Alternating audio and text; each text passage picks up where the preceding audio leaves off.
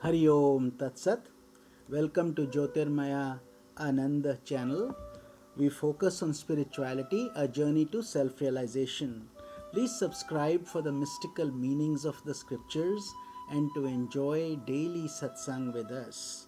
We are currently exploring the book The Art of Positive Feeling by Swami Jyotirmayananda Maharaj, narrated by myself, Swami Nikhilananda. We are currently covering the chapter of delusion or moha, and today we will be studying the story of Punya and Pavana.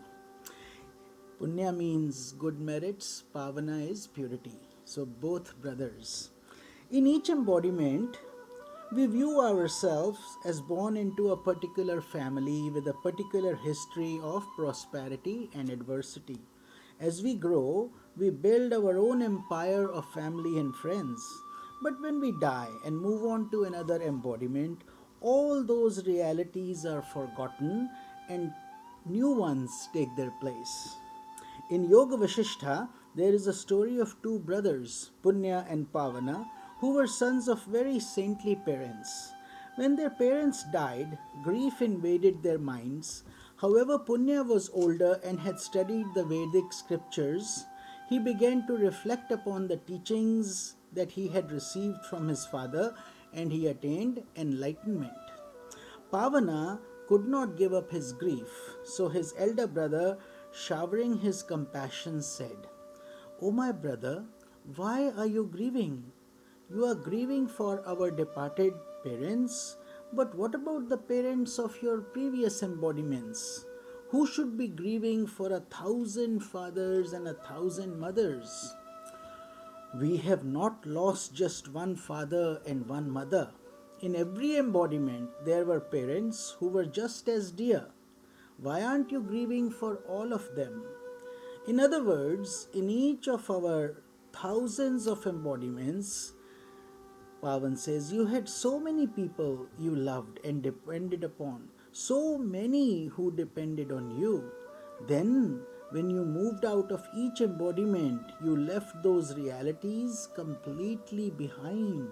Now, in your present embodiment, you must have been reborn in the same very town in which you had previously died, and every day you walk by your old house and see your grown up sons and daughters, but now you simply pass by disinterestedly and you have nothing to do with their problems. New attachments have taken their place.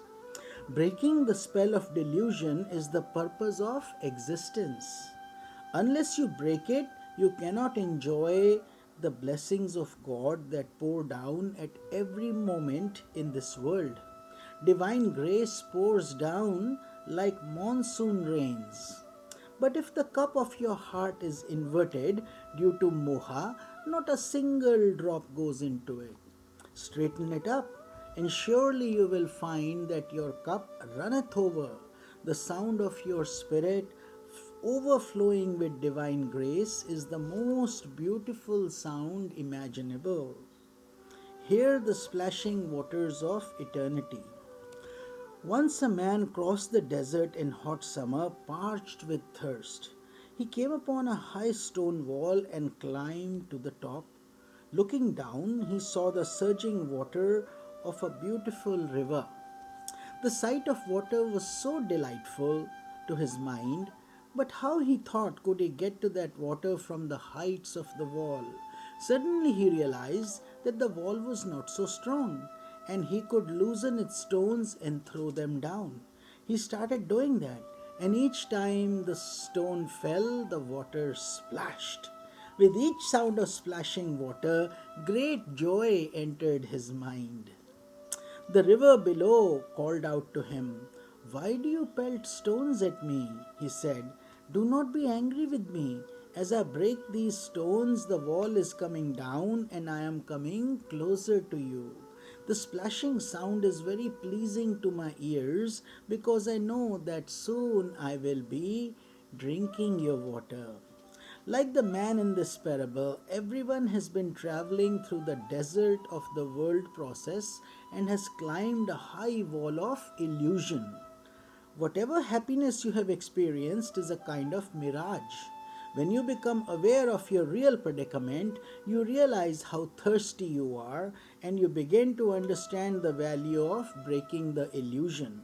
When you have philosophical insight, the breaking of illusion is not the painful process that the masses consider it to be. Rather, it is like the tumbling down of the wall in our parable. The falling stones allow you to listen to the splashing water of eternity.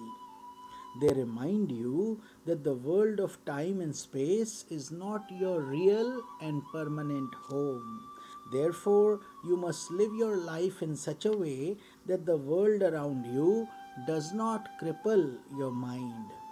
Allow your mind to expand as the breaking illusions bring you closer and closer to the water of eternity. Overcoming moha. In chapter 7 of the Bhagavad Gita, verse 14, Lord Krishna says, "This divine maya of mine, composed of the three gunas, is difficult to cross over, but those who surrender to me, they alone are able to cross it." This world of maya, of moha, is like an ocean in which everyone is bobbing up and down, driven from one whirlpool to another. One who surrenders to God has found a ship and is being taken on the right course towards life's destination, self realization. When the surrender reaches a higher level, you have found a jet plane, and when it becomes still higher, a rocket carries you irretrievably beyond the world's gravitational pull, or the state of enlightenment. Because of moha, you turn away from the divine, although the divine is the very fabric of the universe, the very reality behind all things. As you turn away from God, you are whipped by the delusive forces of Maya more and more. On the other hand, when you come closer to God, the forces of Maya diminishes and you begin to enjoy a sense of equanimity at all times. When you are imbued with divine love, the forces of Maya will not delude you. The very same world of Maya begins to show you the right path. Of great importance in overcoming moha is satsanga, or good association. In the Ramayana, Saint Tulsidas ji says, "Without satsanga and without listening to the glory of God, moha will not be driven away." Moha continues, but if you enjoy satsanga and listen to the divine teachings, then moha begins to diminish. If moha does not move away from you, you do not reach the divine abode and you do not enjoy profound devotion. Thus, overcoming moha requires a profound process of yoga that includes devotion to God, repetition of divine name or japa, good association, meditation, profound reflection, selfless service, and a great change in your attitude towards others. While serving or loving a family member or friend, try to understand that you are worshipping God through that person. The idea, he is my son or she is my daughter, should not cripple your mind. Through every soul you serve, you are serving God. Through every wave, you are looking at the ocean. As these attitudes develop, you make decisive strides towards breaking the fetters of moha, or delusion. In your zeal to break these fetters, be careful not to break the moha of others with a hammer. Be gentle towards the delusion of others and do not force them to give it up, although you may try to persuade them in a loving manner to do so. However, have no respect for your own delusion. Get the biggest hammer possible and go on breaking it down, eagerly listening to the joyous sound of the splashing water as illusion after illusion falls into it, freeing you of all limitation and leading you to eternity. With this, we conclude the satsanga for today, and tomorrow we will be picking up a new chapter on another very important vice that we need to control, jealousy. It is also known as matsarya in Sanskrit. Hari Om Tat Sat.